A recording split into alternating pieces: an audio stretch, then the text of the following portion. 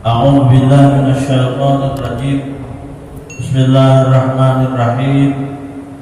Alhamdulillahirabbil alamin. Assalatu wassalamu ala asyrafil anbiya wal mursalin Sayyidina wa maulana Muhammadin wa ala alihi wa sahbihi ajma'in. Subhanaka la ilma lana illa ma 'allamtana innaka antal alimul hakim. Wa tub 'alaina innaka antat tawwabur rahim. La haula wa la quwwata illa billahil 'aliyyil 'azim.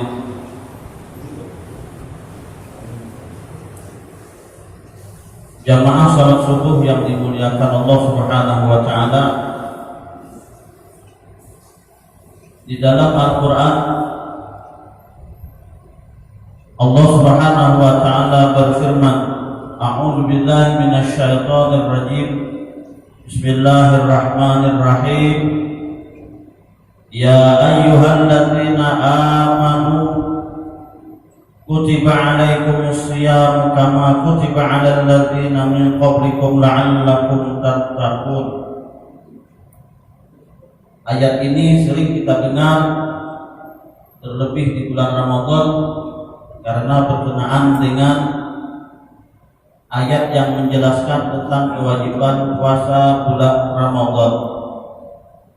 Allah Ta'ala berseru, Ya ayyuhalladzina amanu, wahai orang-orang yang beriman.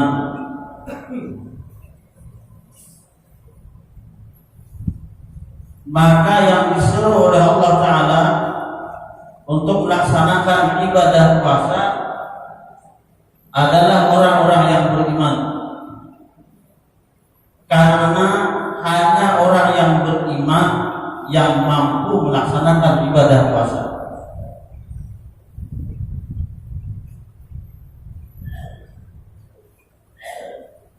Berkenaan dengan masalah keimanan, satu ketika subuh, baginda Nabi Muhammad SAW keluar dari rumah beliau menemui para sahabatnya, dan beliau bertanya, Kaifa asbahtum, wahai sahabatku sekalian, bagaimana keadaan kalian pada subuh ini?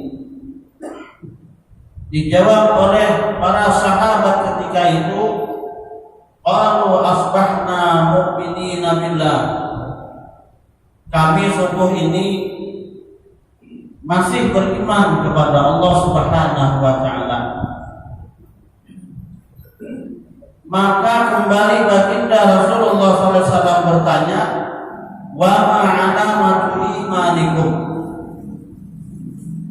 apa tanda-tanda iman kalian? Kalau kalian mengaku subuh ini beriman kepada Allah, memangnya tanda imannya kayak apa? Jadi jangan hanya mengaku beriman, kalau tandanya kada kelihatan. Mengaku Islam, tapi tanda-tanda keislamannya kada nampak. Bagaimana tanda kalian? Kalian mengaku beriman kepada Allah, tanda-tanda iman itu kayak apa? Qalu, berkata para sahabat ketika itu, nasbiru 'alal bala wa nashkuru 'alal raha wa narda bil qada. Ya Rasulullah, kami subuh ini masih beriman. Tanda iman kami, nasbiru 'alal bala, kami sabar menerima segala musibah, segala bala yang diturunkan Allah Ta'ala kepada kami. Nah, kayak apa aja kami sabar?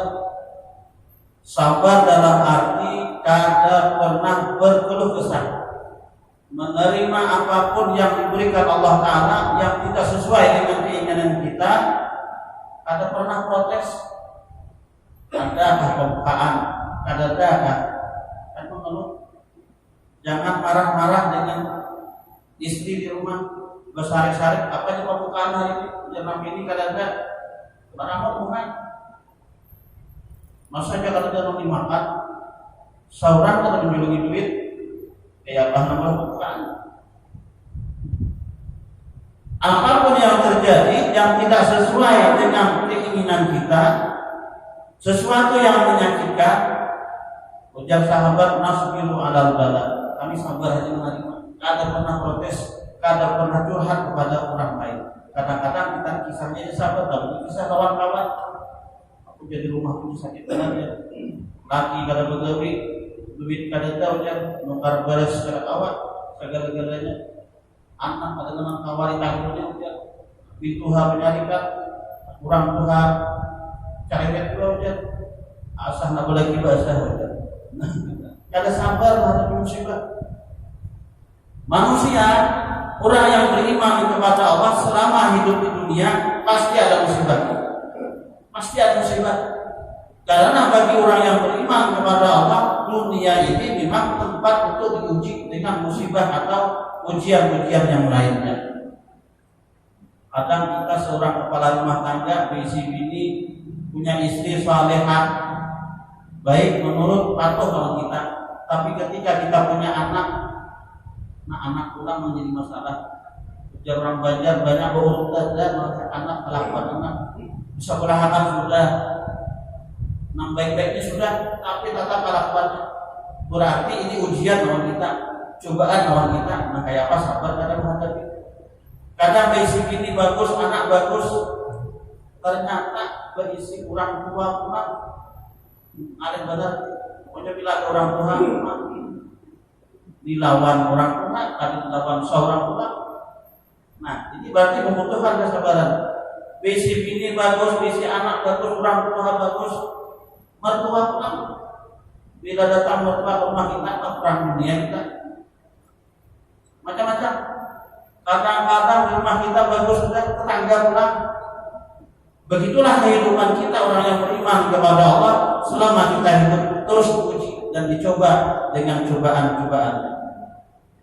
Dan semakin tinggi derajat kita di sisi Allah Ta'ala, semakin berat ujian dan cobaan tersebut.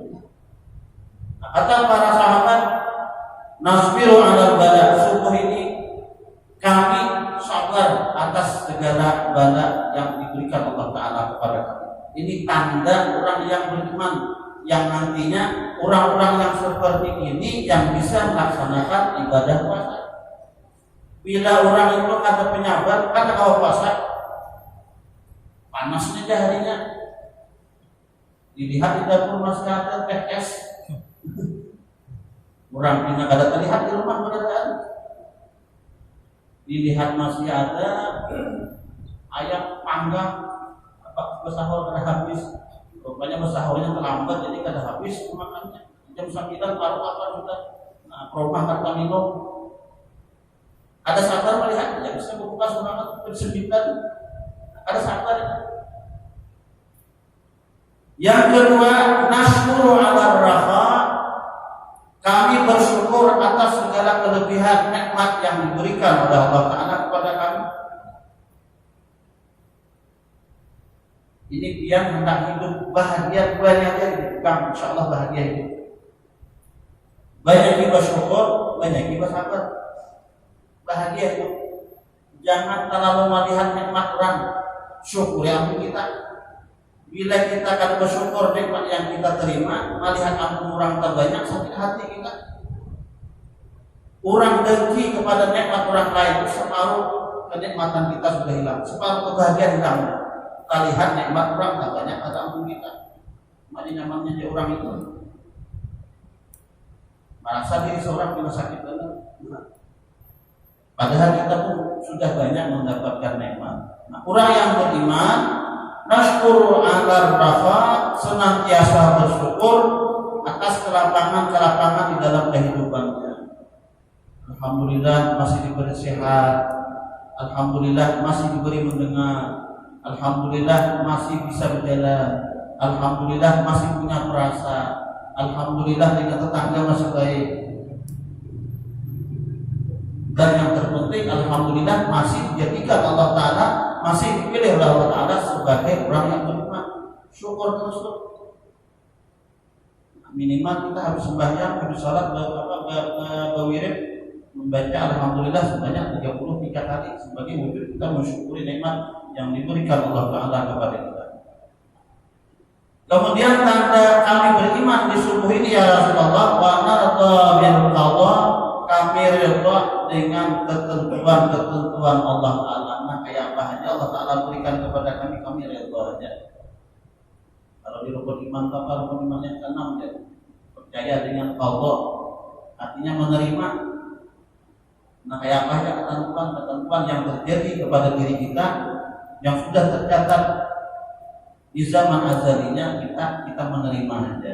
Itu tanda kami beriman ya Rasulullah. Maka dijawab oleh Rasulullah SAW ketika itu, antumul mu'minuna haqqa, kalian betul beriman kepada Allah. Nah, ini tanda orang beriman.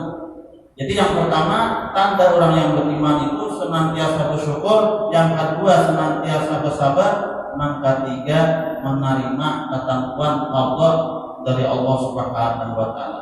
Bila nanti itu hidupnya berarti orang itu betul imannya.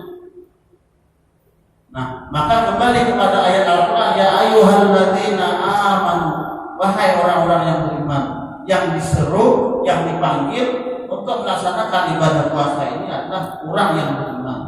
Kenapa? Karena orang yang beriman itu yang bisa dipercaya oleh Allah Subhanahu wa Ta'ala untuk melaksanakan ibadah puasa ini. Dan tujuan akhir daripada puasa, la'allakum tattaqun, pasti kalian jadi orang yang bertakwa. Asal betul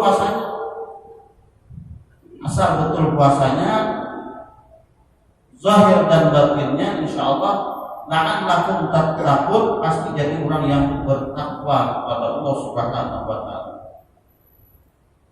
Dan hendaknya hasil puasa ini bukan ketika Ramadan berakhir pula makna daripada puasa ini, namun hendaklah dipraktikkan setelah selesai kita melaksanakan ibadah puasa 11 bulan berikutnya.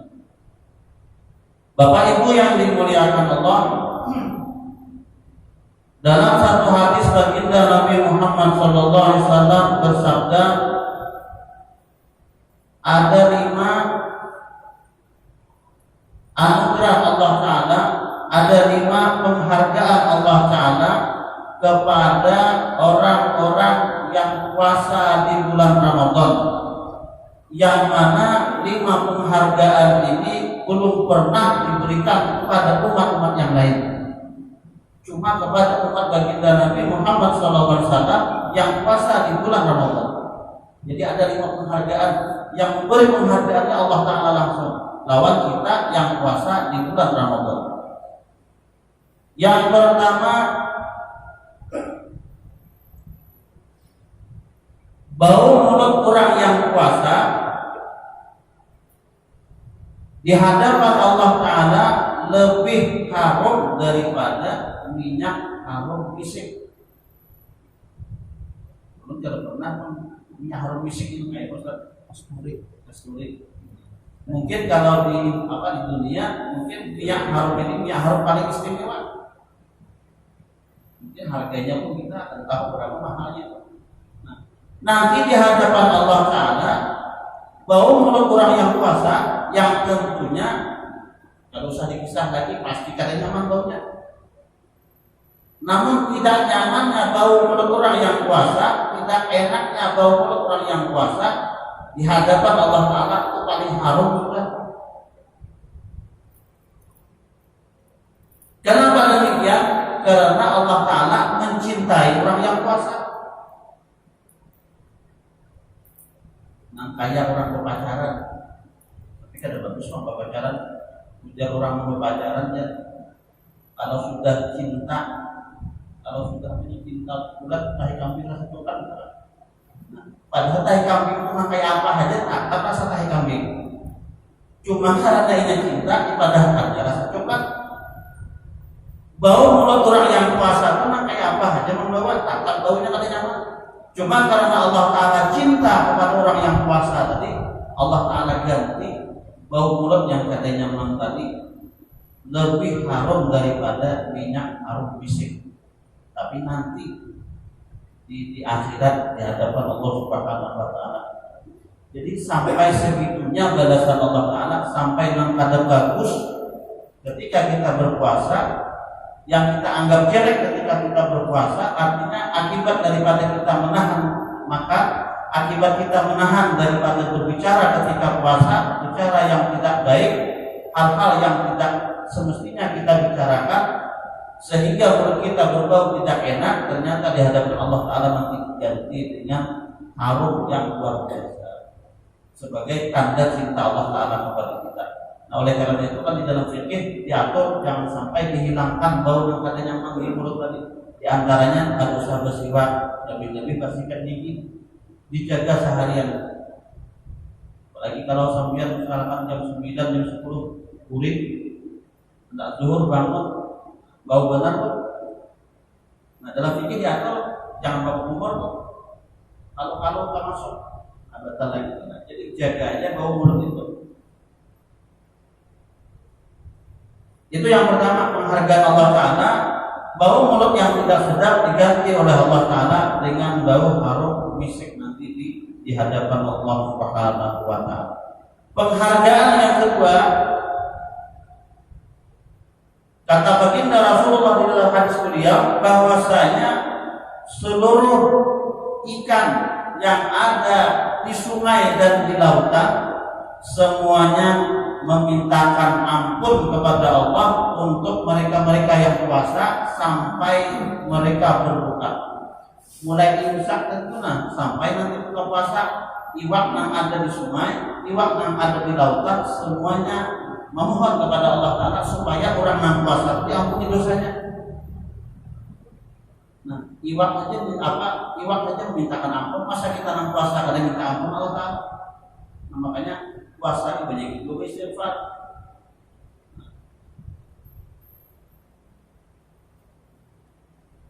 Lebih-lebih ini bagian yang kedua ya. 11 sampai 20 itu kita disuruh banyak-banyak membaca istighfar. Allahumma ighfirli wa li walidayya. Allahumma ighfirli wa li walidayya bi rahmatika ya arhamar rahimin. Itu dibaca paling tidak 100 lah sehari. Karena kan bulan Ramadan awaluhu rahmah wa awsatuhu maghfirah wa akhiruhu itu minan nar. Jadi bagian kedua, paruh kedua 11 sampai hari ke-20 nanti banyak-banyak beristighfar minta ampun kepada Allah Subhanahu wa taala. Jadi kata baginda Rasulullah, ikan yang ada di lautan, ikan yang ada di sungai-sungai semuanya beristighfar kepada Allah Ta'ala, disuruh oleh Allah Ta'ala beristighfar supaya orang-orang yang puasa diampuni habisan dosa kita. Iwak maaf. Bahkan dalam hadis lain, ketika Allah Ta'ala mencintai seseorang dengan amal ibadahnya, semisal puasa, Allah Ta'ala pengumuman dipanggil malaikat Jibril, wahai Jibril, kesini dulu. Aku cinta lawan orang itu dan ikam harus mencintai orang itu. Lalu Jibril mencintai orang tersebut dengan sama memintakan ampun kepada Allah dengan memintakan rahmat kepada Allah. Kemudian Jibril ini kembali memanggil pasukannya, dipadahkannya kepada pasukannya bahwasanya Allah Ta'ala mencintai orang itu. Nah, lalu pasukannya tadi pun menyebar, artinya menghabarkan kepada malaikat-malaikat yang lain bahwasanya Allah Ta'ala mencintai si fulan karena si fulan melakukan satu kebaikan. Sampai akhirnya kabar tersebut menyebar ke seluruh pelosok langit dan sampai ke bumi. Akhirnya orang yang melakukan satu kebaikan tadi dicintai oleh Allah Ta'ala dan dicintai oleh makhluk-makhluk Allah Ta'ala. Dan tasis daripada hadis tadi adalah ikan di lautan tadi. Nah, ini luar biasanya. Jadi bila orang itu baik hidupnya mendoakan bukan sedikit-sedikit. Cuma ini ada tahu malaikat yang di atas kami mendoakan mereka. Ada hadis lain mengatakan yarhamu man fil ardi yarhamukum man fis sama. Cintai, kasih sayangi makhluk yang ada di bumi, maka balasannya makhluk-makhluk yang ada di atas langit, para malaikat akan mencintai orang tersebut dengan mendoakan supaya orang itu diampuni Allah Ta'ala. Jadi kata tersalah, jadi orang baik banyak mendoakan kebaikan-kebaikan lawannya, di antaranya para malaikat dan makhluk-makhluk Allah Ta'ala yang lainnya. Kita ke masjid aja nih, rumput yang kita lewati mendoakan kita. Coba kita kada tahu pohon-pohon yang kita lewati dan seterusnya. Nah, di dalam hadis ini ikan-ikan yang ada di sungai dan di lautan semuanya mendoakan keampunan kepada orang yang berpuasa itu sebagai bentuk penghargaan dari Allah Ta'ala buat orang yang puasa itu. Penghargaan yang ketiga, setiap hari Allah Ta'ala menghiasi surga. Pada surga itu sudah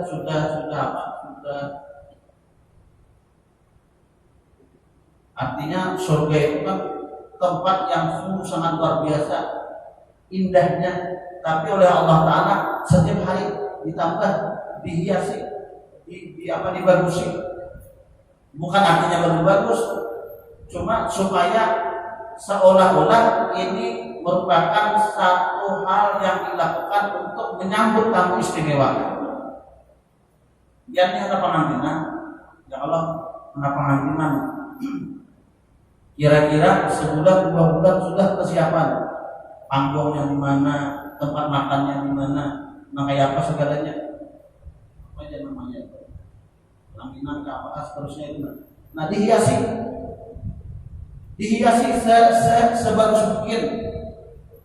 Apalagi tamunya mungkin tamu istimewa, mengundang gubernur, mungkin duduk di kursi biasa, dihias luar biasa hiasannya. Nah, oleh Allah Ta'ala surga yang sudah bagus, sudah indah luar biasa tadi, setiap hari dihias oleh Allah Ta'ala. Tujuannya apa? Untuk menyambut tamu-tamu istimewa, yaitu siapa? Orang-orang yang puasa di bulan Ramadan.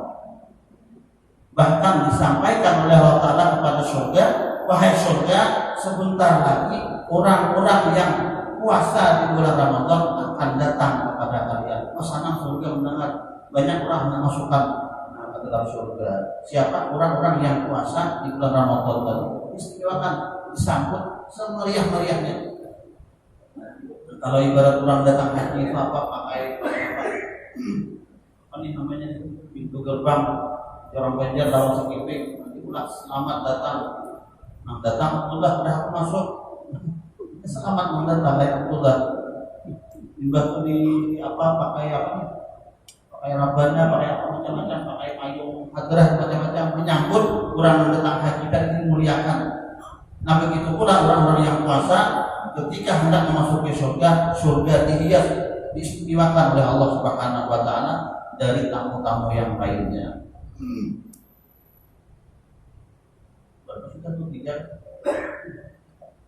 Yang keempat, penghargaan dari Allah Subhanahu wa Ta'ala buat orang-orang yang puasa di bulan Ramadan. Sudah sering kita dengar ini, syaitan dibelenggu.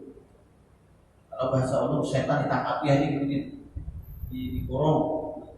Cuman ada redaksi hadis lain, syaitan jahat. Pokoknya ada syaitan itu ada jahatnya. Artinya syaitan itu jahat sebenarnya, cuma ada yang kelasnya tapi jahat benar. Makanya ada aja masih ada sembahyang, puasanya masih digoda. Cuma ada pendapat ulama lain, semua syaitan dibelenggu, semua syaitan dipasung. Cuma kenapa masih ada orang maksiat di bulan puasa? Itu karena hawa nafsunya. Bahkan karena itu memang sudah perbuatan yang sudah mendarah daging. Memang ahli maksiat sudah. Cuma pas bulan puasa kurang, tidak ada lagi minum-minuman, tidak ada lagi mabuk-mabukan. Kayaknya aja menunggu harus raya, mampu beli pulang. Belum ada pernah satu kali beli ke kampung habis hari raya. Banyak di pinggir jalan merayakan Idul Fitri, bukan minum-minuman, maka ulun seorang melihat. Rupanya setannya ya kita lambanya arah itu ya Allah bebas sudahnya pas-pasuannya sudah. Dan memang syaitan dalam satu riwayat pernah dikatakan di hari raya setan itu menangis, iblis protes. Kenapa? Karena umat-umat baginda Rasulullah di hari raya itu diampuni ibaratnya dosa-dosanya. Kayak waladatmu, ada berdosa lagi. Cuma ujar iblis, wahai pasukanku, kalian jangan putus asa. Mulai hari ini kita udah lebih ekstrem lagi. Jangan sampai kalah kita. Dikuda lagi berhemat. Itu mulai hari raya. Bahkan mulai malam hari raya dikudanya sudah macam-macam. Yang seharusnya memaknai kemenangan kita melawan hawa nafsu selama bulan Ramadan, namun justru terjerumus ke dalam lembah memanjakan hawa nafsu. Di hari raya memanjakan hawa nafsu, samuan minuman ada macam-macam minuman, memuasakan dia boleh dendam sebulanan kata minum-minum berhemat nafsu. Kalau wanita hutang pantang di hari raya banyak yang belajar berarti. Nah, di bulan Ramadan diistimewakan oleh Allah Subhanahu wa taala untuk umat baginda Rasulullah yang puasa. Nah, setan dibelenggu, dikurungi supaya jangan menggoda. Jadi amun bulan puasa ada ibadah juga sayang benar, tapi menggoda. Makanya dia kayak habis subuh kan kuring gitu. Namanya bapak kuring itu bukan setan, udah iman bataknya. Belum jamnya aja bangun aku bangun sama itu. Kemudian yang kelima, ujar baginda Rasulullah sallallahu alaihi wasallam, wa yughfaru lahu fi akhir lailihi, diampuni mereka-mereka yang puasa di bulan Ramadan itu pada akhir malamnya. Malam terakhir diampuni dosa-dosa mereka. Lalu sahabat bingung, ahya Lailatul Qadar, malam Lailatul Qadar, malam itu jadi diampuni. Jadi dijawab oleh baginda Rasulullah SAW, pada malam terakhir itu wajar orang-orang membagawi itu dapat upah. Artinya sebulanan sudah puasa, malam terakhir menerima gaji. Gajinya apa? Diampuni dosanya malam terakhir. Tapi syaratnya puasa pada hari pertama. Alhamdulillah hari ini hari ke-13 kan? Berarti malam 14 sudah kurang lebih separuh dan tidak. Nah, ini 5 hal keistimewaan atau penghargaan dari Allah Subhanahu wa taala yang kata baginda Rasulullah belum pernah diberikan kepada umat-umat sebelum umat baginda Nabi Muhammad SAW tentang kelebihan orang yang berpuasa. Di antaranya tadi adalah bau mulut diganti dengan lebih harum daripada minyak harum misik. Kemudian yang kedua, surga ditata rapi indah oleh Allah Subhanahu wa taala untuk menyambut tamu istimewa, yaitu orang-orang yang puasa di bulan Ramadan.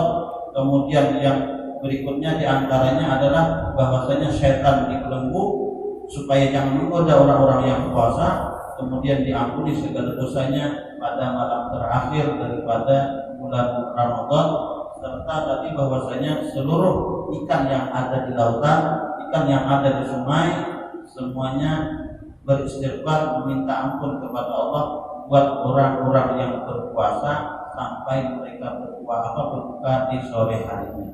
Bapak Ibu yang dimuliakan Allah, kiranya sedikit itu yang bisa disampaikan dalam kesempatan ini. Kita mohon kepada Allah mudah-mudahan kita diberi kekuatan untuk melaksanakan ibadah puasa ini dengan sebaik-baiknya. Kita jaga daripada hal-hal yang membatalkan puasa, lebih-lebih yang membatalkan pahala puasa.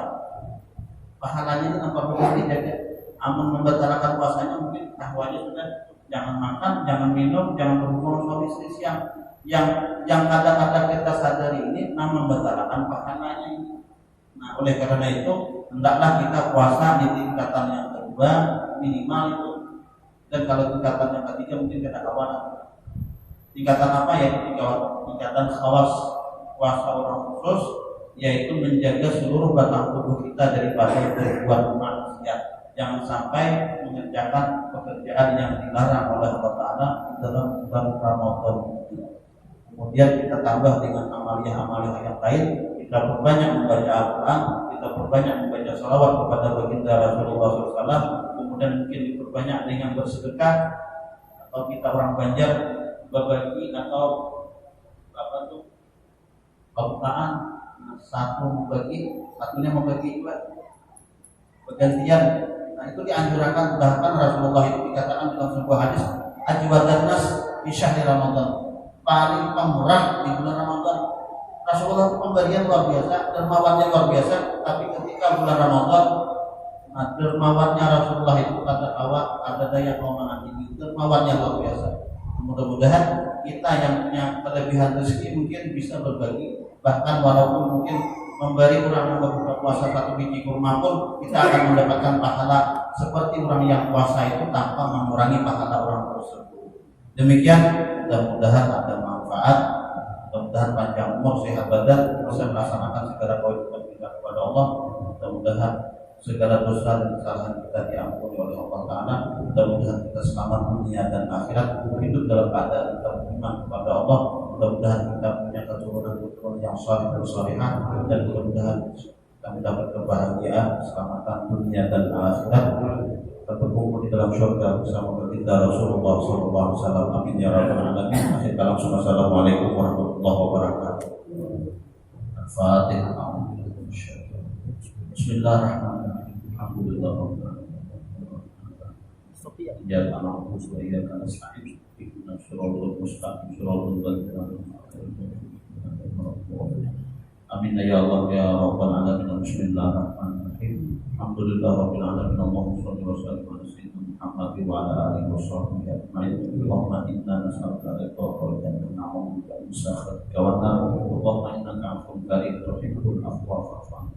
Walidina wa jami'il mu'minina wal mu'minat wal muslimina wal muslimat bi rahmatika ya arhamar rahimin. Rabbana la tuzigh qulubana ba'da idh hadaytana wa hab lana min ladunka rahmatan innaka antal wahhab. Rabbana atina fid dunya hasanah wa fil akhirati hasanah wa qina adzabannar. Sallallahu alaihi wa sallam wa ala alihi wa sahbihi. Alhamdulillah.